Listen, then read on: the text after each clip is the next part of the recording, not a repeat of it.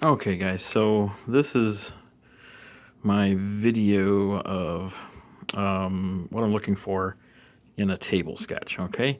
And I apologize for the absolutely crappy quality of the video, but I'm doing the best I can with what I have to work with. Okay, so table sketch is what it sounds like. It's just a rough sketch of the fields you think you might have in your tables, okay, for your project. So I'm going to use my old standby Strickland video for my example here. So for Strickland Video, I think I'm going to need a table for customers, which oddly enough I will call my customers table. Okay, I think, what do I need to know about the customers? Well, I need to know last name,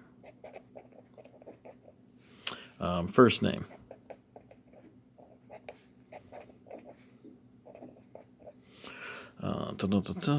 address. I'm going to put address 1 and address 2. Okay, and like an address 1 would be like street address 2 would be like apartment number, P.O. box, something like that. I'm going to put a field for city, a field for state, zip code, phone number. I might do home phone, mobile phone, to make sure I have some fields, because for at least one of your tables, you need to have at least 8 fields of data. Well, you can see I came up with, let's see, like 9, 10 fields pretty quickly there. Maybe email address if we want. And then this, I left this blank up here on purpose because I'm also going to assign each customer a customer ID. Okay, or you could call it customer number or whatever you like. I'm going to give them a customer ID, and then that's going to serve as my primary key for my customers table. It's going to be a unique identifier that I'm either going to make up or create sequentially as a auto number field or something like that. Okay. All right. So what else do I need to know about my video store? What else do I need to keep track of? Well, I need to keep track of my movies, right? So I have a movies table. Okay. And so I'm going to give all of my movies like an inventory number or something like that. So I'm going to call it an inventory number. Or maybe inventory ID to keep it consistent with the other. Okay. To keep track of all the movies I have in stock. Okay. So what do I want to know about my movies? Well, I might want to know the title. I might want to know director. Maybe producer. Maybe the studio. Genre, like, whether it's sci-fi, drama, romance, whatever, comedy. Might want to know the production year.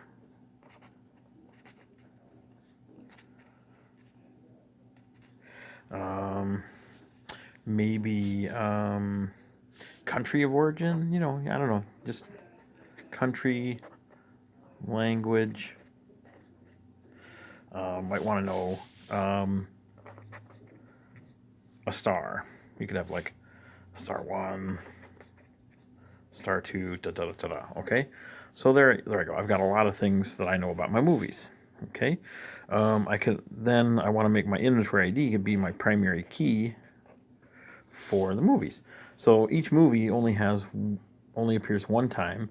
Now, of course, you could set this up so that like, each inventory ID number could just be for an actual physical copy of a movie, so that you could actually have more than one copy of, like, say, Princess Bride or Love Actually or whatever the heck you might have in your inventory.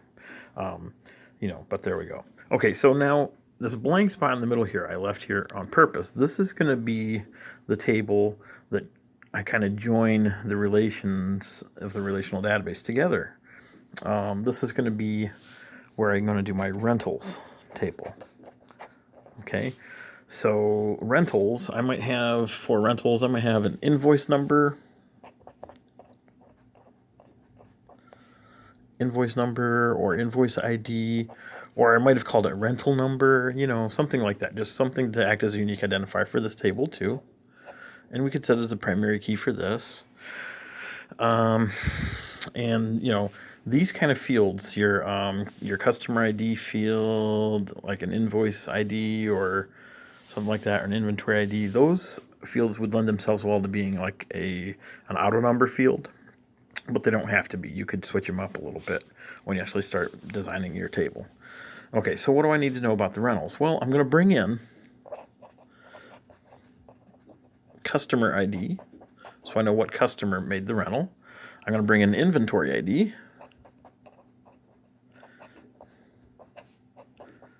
So I know which movie was rented, okay? And that way I don't have to repeat anything about the customers or the movies in the rentals table. If I bring in the customer ID and the inventory ID, I've linked whatever movie and whatever customer is in there, in that rental. And then if I want to know which customers rented which movies later on, I can pull it out with queries. So I don't have to repeat the information in my tables, okay? Let's see, inventory ID, probably we're going to have a rental date. Rental date, maybe return date. And we might have like a late field with like a yes, no, like a checkbox type thing as a yes, no field. We could have a field for currency, like a rental fee. And we could have a late fee if applicable, And this is all I want you guys to do to get you started with your project, is just sit down, think about what business you want to do it for, think about what information you might need to know about that particular business, okay? It could be, a physical store like this. It could be, something like a nonprofit, like maybe the Humane Society or the Red Cross. There's lots of different options there. Oh, one other thing we want to do. I do want you in your sketch to show your relationship between your tables on the common fields, and identify the one side of the relationship and the many side of the relationship. Okay, so just like so. Okay, now you might be wondering why I put my one side for customers, or for customer ID on the customer side, and the many side on the rental side. The reason is pretty straightforward, because each customer ID should only appear one time in the customers table, because each customer only appears one time there.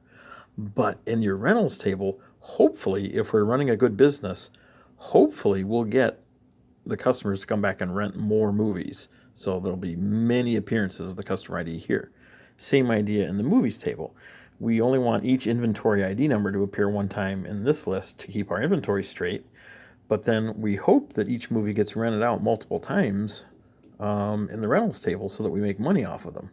Okay, that's pretty much the nuts and bolts of a table sketch.